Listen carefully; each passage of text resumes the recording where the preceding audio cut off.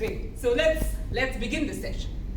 Now I want you all to tell me, by raise of hands, how many of you look forward to the table topic segment in your meetings? Okay. How many of your throat goes dry when someone says, Toastmaster Vicheta, you want to take up the next table topics? Yeah, all of us, right? We're a mixed bag of emotions. We want to do it, but still, that hesitation is there. Now, that is what we learn here. And today I want to tell you how to do that the best way I figure and what I've learned. The segment is going to be preparation and then performance, because both are needed and we balance it out. Great. So, let's begin with the preparation. Any speech requires preparation, and you would say, oh, ISC, that is prepared speeches is where we have to prepare a lot. No, not really. Table topics requires a lot more preparation, like a lot more preparation. You prepare day in and day out, and it's not very difficult. So one of the few things that we can do with preparation, right? Before I get there, people are going to think, why so much on table topics? Why? Because it has real life implications. 90% of the communication we do is actually impromptu. It's only about 10% that is the high stakes speeches, the prepared speeches, your keynote sessions, your yada, for which you're prepared. But what about those little instances? Like say you meet your CEO in the lift. Cliched example, but then it's possible. You meet a very high stakes celebrity. You want to talk and make that impression. You see that girl you like and you want to say something nice. You don't know what to say. You give that dirty grin and you move away from that. Opportunity lost, right? So impromptu is all about grabbing the opportunities, being prepared for it. So how do we do that? Preparation. What I'm going to tell you now is going to put off a lot of people. But then I'll tell you more. Preparing is about having content. What you speak is the end product. But you prepare so much for the end product, which is the speech comes out really well. So what is the first thing which is a no-brainer that is important to bring in content? Reading, right? Yeah, I see, the gentleman is like, books, I hate it. I know, I resonate with you. It's okay, no judging here. But reading is imperative. And reading is not just about books. In today's day and time, we have so much to read. Read what you like. Read maybe geopolitics. Go ahead, read it. I hate non-fiction. Okay, I hate non-fiction. I find it very preachy. I love fiction. I still read Lord of the Rings many times. I'm 38 and I still read Lord of the Rings. Big deal. I love it. Read what you like. Read blogs. Go to Medium, read what you like read erotica. No harm there. Read what you like. There is some very good erotica out there, by the way, I've read.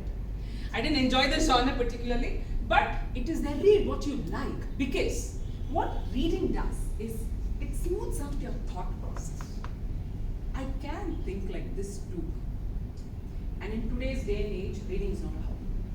Because you'll be surprised that we actually don't have a free will. How many of you agree with me when I say that? We actually don't have free will in today's age. We say, oh, freedom of thought. Actually, we don't. We think the way the market wants us to think. There is so much branding going on. How many ads you see when you're watching that match on your phone? If you don't have a paid version. How many ads? Everyone, they make you think the way they want you to think, and reading is the only thing that can pull you out of it. So reading is important. Read anything, read everything. Newspaper, articles, just read what you can, little, what you like. Start reading. And that is why reading becomes important. Now for all of you who hate books, no judging, okay? The next best thing. You don't like reading. Okay, no problem. You haven't gotten there, it's okay, it'll take time. Listening. Listen to speeches. Come here, listen to speeches. Those 3 amazing speeches, so many takeaways. Listen to speeches online. Listen to podcasts. Listen to what's happening consciously. And there's so much you can take away. Over here, phone calls. Yeah, bad habit, but you can learn a lot. If that is also something you keep working on, I have the third, and in my opinion, probably the best thing to do to get content? Any guesses? Sorry? ChatGPT. Oh my! I'm going to talk about ChatGPT. Observation. Unfortunately, in today's day and time, we don't observe much. There is a lot to observe. Just look around you. Put that phone down for some time. Look around you. You're traveling by metro. Look around you. You're watching a movie. See it mindfully. There is so much to observe. Like just on the train, the metro I was coming in, you see they put the stops there. There's this little TV. How many of you have noticed that they talk about the heroes in Karnataka? There is a thing that goes on, they scroll through. Those are all observation. There is content everywhere. If not that, please observe our auto drivers on the road. How they behave. Content everywhere. You speak in Kannada, they are the friendliest lot. There is observation. This is all content. It's all content. Everything is content. Go ahead. Observe. Observe. Observe. And there's one thing good about observation, which nothing else can give you, is something called a shared experience. Now this is very important, especially when you make speeches of any kind. This is how you make audience connect. Like say I tell you about, I was booking something on Ola and the guy simply called me up and said, "Madam, where are you going?" I said, "RR Nagar." He said, "Cut the call, cancel the call." Now this is a shared experience. I don't know anyone here, let's assume. When I narrate this, we instantly become shared in that experience. And this is important to make audience connect. We feel related. Oh, Tamilian, no? Which place are you from? Like, those are all shared experiences and they are good things. This is all from observation. You're getting it? So observation is imperative to build shared experiences. The nuances of good speeches are observations. So observe away, and nothing like it.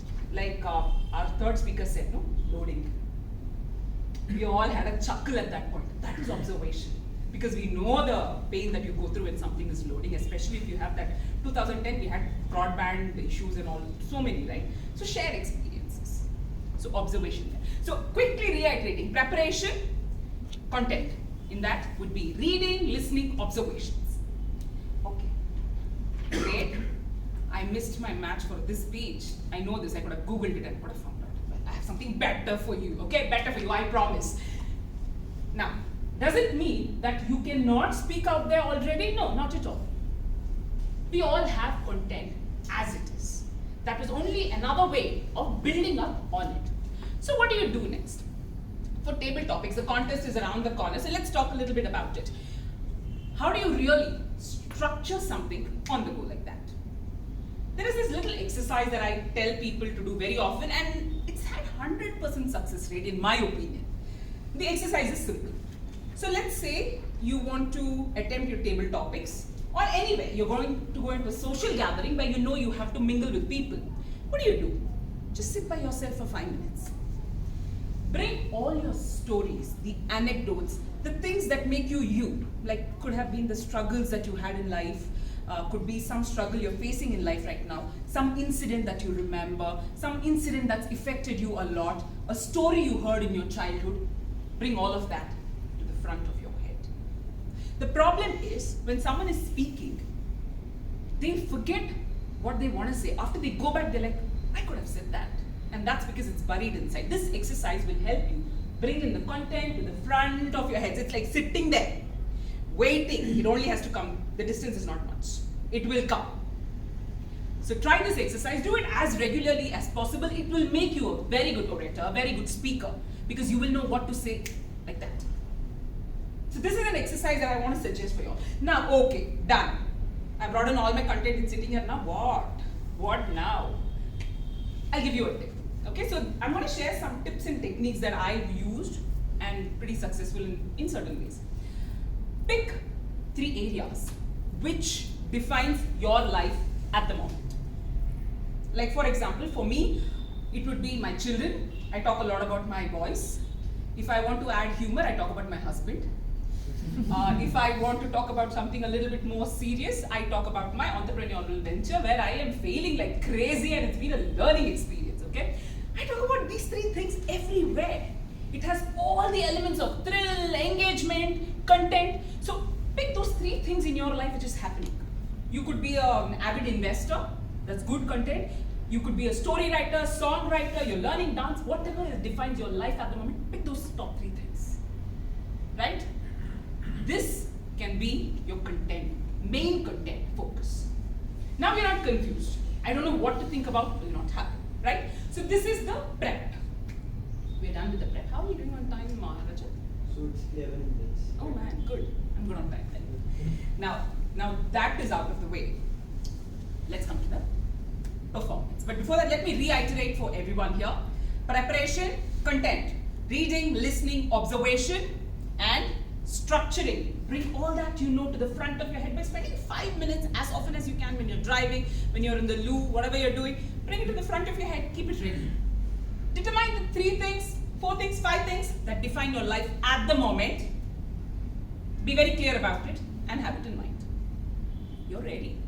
Oh, you're ready. You're ready than most people to take on impromptu speaking. Now, performance. So we're talking about contests because that is what is the main thing here. People are like, how do I contest? What do I do? How do I overcome my fear? Here's the thing, okay? It's funny how the brain works. The more prepared you are, your anxiety actually goes down. We know that, but still we don't prepare. But do this preparation, your anxiety will probably go down at least by 10-15% with the preparation because you know you put in your best. Anxiety gone down to say 50. Now, before performance, before your table topics. Now, the table topics, let me share some experience, okay? I'm from an online club. We were chartered during the COVID period and we would only speak behind the camera. So every time I would speak, you wouldn't believe, I'd be nicely dressed up in front of the camera, I'll be wearing my warm socks, no chappal, and I'm standing, I'm very comfortable, I have water, I have everything. It is a very safe place and very easy to speak in such a place. But in an offline setup, when you're standing in front of people, everyone is looking at you. Everyone is judging you and there's nothing wrong, okay? It's a survival instinct, there's nothing wrong. They're judging you. Should I even listen to her? You think she's gonna add value. She wore sneakers and came. What does she know about meeting? We will judge. We will judge. You will be judged. You will be judged. And it's okay. But what can you do? You can make that judging, the outcome of the judging in your favor. And how do you do that? Before you go to your test, I would suggest, please take care of your presence. How? Dress up for the event in comfortable clothes. Wear things that are not distracting for yourself and you feel good about it, you're comfortable about it. And reach ahead of time. Reach ahead of time because you're flustered, your anxiety shoots up, you're already late, your nerves are all over the place. So reach on time, be dressed for the occasion, get there. You're there at the venue. You're ready to go. There's one tip that I picked up, okay, from someone, I don't know if you'll know him, Toastmaster Farzi. He was a ISC semi-finalist, world champion semi-finalist last year. He said he gets very early to places. You know, he gives huge speeches in front of hundreds of people. He will get there early and he'll start touching things like this. Quite weird, no? And he said he does that to get a feel of that space, to get familiar with that space. You do that in India, they'll think you're mad. They will. And they'll probably not talk to you after. But at least get familiar with the space. Get there early, look around what's happening. Familiarity brings down anxiety a great deal. Get familiar with the space. If you can, get to the speaker's space, wherever you want to present your speech. This is for ISC and table topics actually. Just get here, see how it feels, how is the view from here. Go there, see how is the view and sit in a comfortable place. You will feel very confident by this stage. So these are the little things that you can do before any competition, no matter where you go, any club, any space. Go in there, feel the space, be ready, be on time, you are good. And while you sit there, you can again bring the stories to the front of your head. Great. Now, moment of truth. You're handed a topic, Toastmaster Aaron. Okay? You walk up to the stage when you're called upon. Do so confidently. Oftentimes, our nervousness comes out in ways we don't realize. You don't realize it. People will probably point it out, and they are looking at you, so they will know. Like body language. This we do, slower, slouching. Become aware of it. Walk up confidently. You can be very nervous. In fact, you have to be nervous in a way, because it's not really nervousness. It's more about being excited. It's this adrenaline rush that's happening, which is a good thing. So have it and go there. There is one thing about TT, okay? It's like revealing it all. It is not that we lose our nervousness as we become better speakers. We learn to manage our nerves, our nervousness, our anxiety, our fears, our excitement better. That's all is the difference. So these are ways of doing it. Performance. I ask you a question. So let us say I ask you, Vijay, right? So, hi Vijay, what is your name? Exactly. Hi Vijay, what is your name? There was this moment of pause and he said, Vijay. Now, why was that important? A topic is like that. A topic is exactly like that. The most important thing probably I want to tell you today. A topic is not a question. Any table topic, it's not a question. Even if it is a question like, Vijay, what is your name? You are evaluated on your ability to handle the situation. That's all. My ability to handle myself with the topic given and how well I react and probably say something nice is how I'm rated. Again, I'll tell you how. When you say, what is your name? And I ask someone randomly, what would you normally say? 99% of the people will say, okay, my name is Alok, my name is Rekha, you would say. But to become a better table topics champion, I will tell you this thing. Don't answer the question. Think first. Think, why the hell is she asking me this question? Why does she want to know? Should I give it to her? Should I not? Instead, I could ask you, I'm really not sure why that question is relevant to you. And I'm not sure if I should be giving that answer to you. That can also be an answer. This is handling the situation. What is going to happen? When you answer a question, your scope of answering is limited. Do not answer. Handle the topic. Your scope broadens. Crazy it broadens.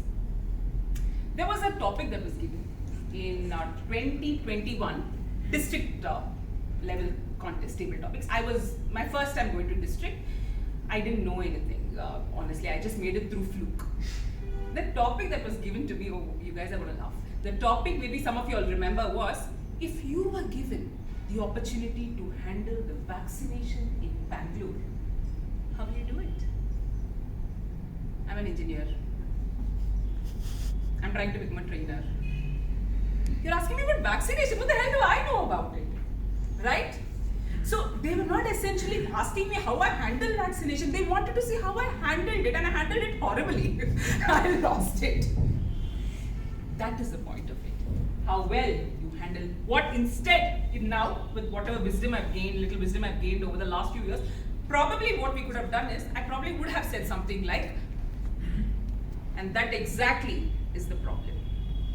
Giving such an important job to someone like me who doesn't know what to do is exactly the problem that's happening now. Shouldn't it be going to people and take it on from there? That is handling the topic, not answering. Do not answer. Handle the way you want to handle. Now, let's say you've gotten on stage. The topic is given to you. One thing, the first thing I would say, and I would recommend this. I can't recommend this enough. Do not answer right away. Do not answer right away. Do not answer right away. Take the first 5-6 seconds. There is a table topic rule that is told to the contestants, the timer in the contest, that you don't start the timing till the first word uttered or an obvious reaction or some communication they make like an action. But they are actually told to start around 5 to 7 seconds. They will have to start the timer, but you do have time. So take those 5-6 seconds to think. What are you going to do? These seconds no matter what the topic, whether you know the topic, you don't know the topic, when you think about it, one or two ideas will come to your head, right? One or two ideas. Let us say I give you a topic like, what is your idea of self-belief? Some ideas coming into your head? 5, 6, some idea, random idea, something you read, something you feel, you're suffering due to a lack of it, something is coming. Those are your best ideas. Those first 1 or 2 ideas that you get will be your best ideas. Hold on to it. And then start speaking. Now, this is important. Why? Because most of the time we start off like that. As soon as I say the topic, thank you very much to our table topics master. Yes, I believe self-belief is important. Then what? What do I say? I said, now everyone's looking at me, I don't know. And then you're like, correct, it is important. Like I said, it is important. It is important to have self-belief. Everybody says it is, you go on and on. Everyone's been there. No, I've also been there. We've all been there. So taking those few seconds to think what you're going to say will help a great deal in this. Then what do? I start. So the beginning, I think most of you would have heard. How do I start? You would say, use something very interesting. You need to capture the audience attention. You have to capture. Say you're the 5th or 6th or 7th speaker, everyone is just waiting for you to talk and get out of that room. They have a headache from listening, but they have to listen to you, right? How do you make them listen to you? How do you make it worth their while? People normally use these techniques of using a fact, some story, something funny, some action, and all of that they do, but it cannot be done all the time. Do what you like, do it. One thing you can do if you don't know what to do is give a short, crisp line at the beginning. A short, crisp line with enunciation. Say it slowly, clear pronunciation, and probably some vocal variety. Like, do you believe in self-belief? You would say, you have no clue what to say. You've taken those few seconds, and you would say, do I believe in self-belief? Do I really believe in self-belief? You'll get the audience attention. Say it slowly, 1 or 2 short lines with clarity and enunciation. You will get the audience attention. You need to get the audience attention in the first 1 or 2 lines. So this is a foolproof way of doing. The next time you see me doing, I'm only buying time. Okay, but no one will know that except you. So try to use this trick of saying the first 2 lines short, clear, crisp. Now jump in with what idea came to you in those 5 to 6 seconds. Start going towards it. Start speaking. You're on your way. If you've thought of saying a story, well and good, you're settled. You'll be through in 1 minute. But if you wanted to just share a point of view, you will fall into a trap. What is a trap? I just told you, right? You'll start repeating yourself over and over and okay, you're telling everyone I'm going to believe in self-belief. You fall into this trap. Now when you feel you're repeating yourself, that is your cue to give an example. For instance, we'll come at that point when you think, oh, I'm repeating myself, is the point you will say, for instance, for example, and give an example. The example will come to your mind by that, don't worry about it. It will come because you prepared, you brought in those stories, it will come. It can be an anecdote, a story, whatever you want. Give the example, you're happily through, and then conclude it. Now, when I say this, most of the times we talk about conclusion in prepared speeches. What about conclusion in table topics? When you eat something, what is left in your mouth is the aftertaste. And TT is nothing different. The judges don't rate you when you are speaking. The judges rate you on how they feel about the speech you just delivered. And this is not just table topics. Even in social setup, people determine how they feel about you. Yes, they're judging you when you're talking, but when you finish it, how did that person leave me feeling is how they're going to remember. So concluding our speeches is really important, imperative. You leave it on a high note, a strong note, you will be rated on it, irrespective of how the other things went. Even if it was mediocre, this is good. I think you have a good chance. So conclusion. Now I'm going to tell you there are many ways to conclude. Like you can conclude however you want. You can do a dance, song, whatever you want. Do it, go away, take it away and do it. 3 things that you can do, easy tips. One is you give that fact, fiction, and you can say 75% of the time this has been true. 75%. The rest 25, so it's okay. Give a fact, give it strong, and leave them shocked. One way of doing it. Second way of doing it would be, this is quite easy actually. Again, repeat the topic that was given to you. So listen to the topic carefully. Repeat the topic and add your twist to it. So believe in self-belief. Let's continue with that. Do you believe in self-belief? I believe in self-belief. But till this date, I'm still searching if that belief believes in me. What about you? You repeat it, you state what you want to say, your own twist, and finish it. It's a strong finish.